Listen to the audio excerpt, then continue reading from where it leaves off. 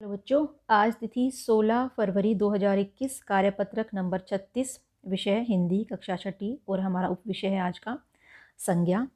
तो संज्ञा के बारे में बताने से पहले जो है हम ये जो दिया हुआ है पिक्चर के सामने कुछ वाक्य लिखे हुए हैं, हम इनको पढ़ते हैं कि प्यारे बच्चों, इस कार्यपत्रक से हम व्याकरण के बारे में जानेंगे।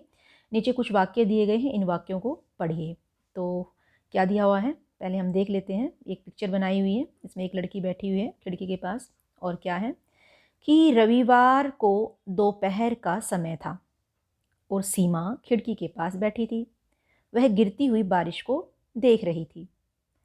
एकदम इसी तरह की बारिश को सीमा ने अपने बचपन के दिनों में भी देखा था। अब क्या दिया हुआ है देखो, जो ये रेड कलर से, लाल रंग से जो हाईलाइट किए हुए हैं शब्द, वो रविवार, खिड़की, सीमा, बारिश, बचपन। देखो यही है ना, रविवार, सीमा, खिड़की, बारिश और बचपन। अब ये शब्द क्या बता रहे हैं कि इन वाक्यों में रंगीन और रेखांकित शब्द किसी ना किसी के नाम को व्यक्त कर रहे हैं। ठीक है, किसी ना किसी के नाम को, यानी कि किसी का भी नाम, किसी आदमी का, औरत का, बच्चे का, मौसम का, किसी सामान का, किसी वस्तु का, किसी स्वाद का, किसी गुण दोष का, तो किसी का भी नाम। तो सर जैसे रविवार है वो एक दिन का नाम है, खिड़की एक वस्तु का नाम है, सीमा एक महिला का नाम है, बारिश एक मौसम का नाम है और बचपन एक अवस्था का नाम है, जैसे बचपन, बुढ़ापा, यौवन। तो यानी कि किसी का भी नाम जो हो वो संज्ञा कहलाता है। अतः किसी वस्तु, व्यक्ति, स्थान, भाव अथवा अवस्था के नाम को संज्ञा कहते हैं। फिर से देखेंगे कि किसी व्यक्ति, वस्तु, स्थान, भाव, अवस्था के नाम को संज्ञा कहते हैं, यानी कि किसी का भी नाम, किसी का भी नाम, किसी व्यक्ति का, वस्तु का, जानवर का, पक्षी का, ठीक है, किसी भाव का, किसी रंग का, किसी दिन का, किसी मौसम का, ठीक है, किसी का भी नाम जो है संज्ञा कहलाता है। अब संज्ञा 3 प्रकार की होती है। कौन कौन सी होती है? व्यक्तिवाचक, जातिवाचक और भाववाचक। तो अब इनमें क्या फ़र्क है बच्चों, व्यक्तिवाचक, जातिवाचक और भाववाचक संज्ञा में? देखना कि वे शब्द जो किसी विशेष वस्तु, व्यक्ति अथवा स्थान के नाम का बोध कराते हैं, उन्हें व्यक्तिवाचक संज्ञा कहा जाता है। जैसे राम ने रावण को मारा, लाल किला दिल्ली में है, तो राम, रावण, लाल किला, दिल्ली, यानी कि ये व्यक्तिवाचक संज्ञाएं हैं, क्योंकि इनके जैसा जो है कोई दूसरा नहीं है। ये हर जैसे राम, श्री राम के बारे में बात कर रहे हैं तो अपने आप में विशेष है, रावण भी जो है अपने आप में विशेष है, लाल किला एक स्थान विशेष है, मतलब कि विशेष इमारत का नाम है, और दिल्ली एक जगह विशेष है। तो अब देखो, दिल्ली एक शहर का नाम है, तो शहर तो बहुत सारे होते हैं, तो हम जो है शहर, हर शहर का जो नाम है वो अपने आप में एक विशेष है, तो उसको हम व्यक्तिवाचक संज्ञा कहेंगे। और लाल किला एक विशेष इमारत है, रावण एक विशेष व्यक्ति है, ऐसे राम भी एक विशेष व्यक्ति है। तो किसी का भी नाम, ठीक है, किसी को भी जब हम विशेष नाम दे देते हैं तो वो व्यक्तिवाचक संज्ञा कहलाता है। ठीक है, अब है जातिवाचक संज्ञा। वे संज्ञा शब्द जो किसी जाति का बोध कराते हैं उन्हें जातिवाचक संज्ञा कहा जाता है। इसमें जाति का अर्थ किसी धर्म से नहीं है बच्चों, जाति मतलब उसके जैसा समूह, उसके जैसी जो है और बहुत सारी चीज़ें हों।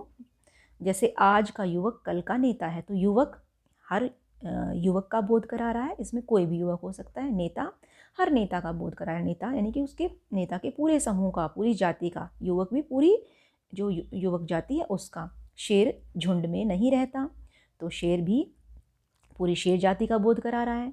शिक्षक छात्रों का, शिक्षक ने छात्रों का सम्मान किया, तो शिक्षक पूरी शिक्षक जाति का, छात्र पूरी छात्र जाति का।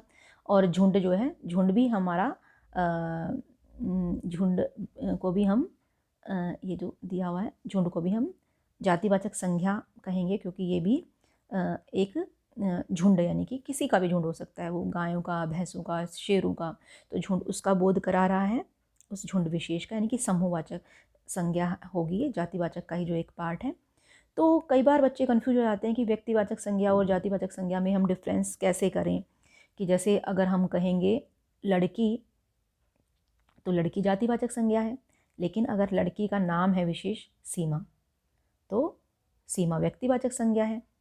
तो कि लड़की जो है पूरी लड़की जाति का बोध करा रही है, और सीमा जो है एक व्यक्ति विशेष का नाम है, एक लड़की विशेष लड़की का नाम है। वैसे सीमा भी बहुत सारी हो सकती है, लेकिन हर सीमा जो है अपने आप में विशेष होगी। तो सीमा जो है व्यक्तिवाचक संज्ञा होगी और लड़की जातिवाचक संज्ञा होगी। इसी प्रकार अगर हम कहें कि पशु, तो पशु जो है हर पशु जाति का बोध करा रहा है। उसमें पशु ऊँट भी हो सकता है, गाय भी हो सकती है, भैंस भी हो सकती है। लेकिन जो है ये जातिवाचक संज्ञा कब बनेगी?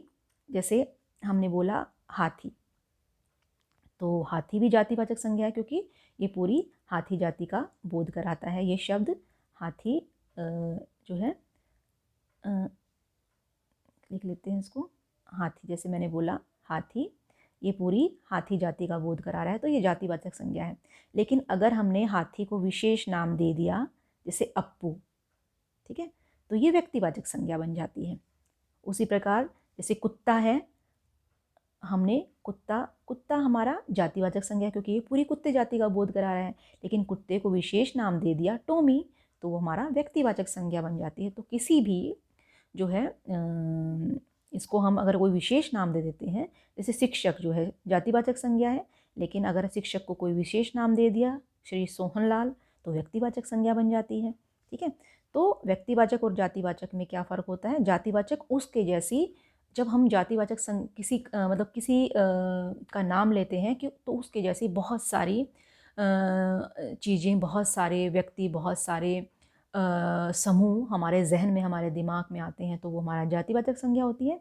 लेकिन वो व्यक्तिवाचक कब बन जाती है? जब उसको हम एक विशेष नाम दे देते हैं। तो ये जातिवाचक और व्यक्तिवाचक में फ़र्क है। अब है भाववाचक संज्ञा, कि वे संज्ञा जो किसी अवस्था अथवा भाव का या गुण दोष का बोध कराती हैं, वो भाववाचक संज्ञा होती हैं। जैसे क्रोध मनुष्य का शत्रु है। बचपन में गांधी जी बड़े शर्मीले बालक थे, तो क्रोध जो है ये एक भाव है और बचपन एक अवस्था विशेष है।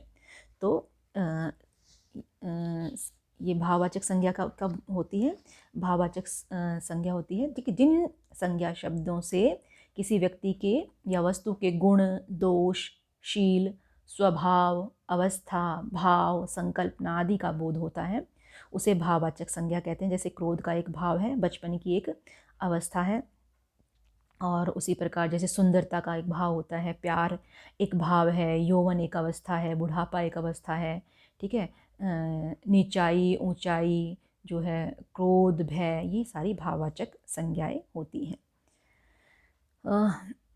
भाववाचक संज्ञाओं को अगर हम थोड़ा सा और डिटेल में करें, तो वो अनुभूतियाँ होती हैं जो हम मन में महसूस करते हैं, और इनको कहते हैं कि नापा तोला नहीं जा सकता, इनको अनुभव किया जाता है।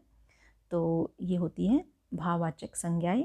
अब ये दे रखा है कि नीचे वाक्यों में संज्ञा शब्दों को छांटकर उनका भेद भी लिखना है। तो जैसे गांधी जी का जन्म पोरबंदर में हुआ, तो इसमें गांधी जी व्यक्तिवाचक संज्ञा, जन्म एक अवस्था है, तो ये भाववाचक संज्ञा, पोरबंदर एक स्थान विशेष का नाम है, तो व्यक्तिवाचक संज्ञा। ताजमहल आगरा में है, ताजमहल विशेष इमारत का नाम है, तो ये व्यक्तिवाचक संज्ञा। आगरा विशेष शहर का नाम है, तो भी व्यक्तिवाचक संज्ञा। मोहन को गुस्सा आया, तो मोहन व्यक्तिवाचक संज्ञा, क्योंकि नाम विशेष हो गया ये, और गुस्सा एक भाव है, तो ये भाववाचक संज्ञा। अब सदा सच बोलो, अब सच का एक भाव है, तो ये हमारा भाववाचक संज्ञा। और वह बुढ़ापे से दुखी है, तो बुढ़ापा अवस्था विशेष, दुख का एक भाव होता है, तो ये अवस्था विशेष होने के कारण जातिवाचक संज्ञा, सॉरी भाववाचक संज्ञा, और दुखी भी भाव विशेष होने के कारण जो है भाववाचक संज्ञा।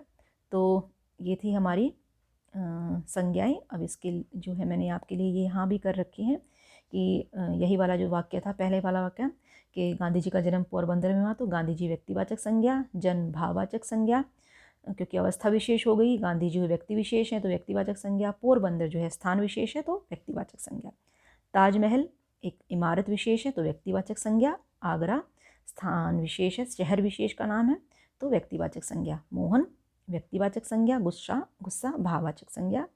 अब है सच, ये हमारा चला गया है। अब सच जो है एक भाव विशेष है, तो हमारा ये भाववाचक संज्ञा।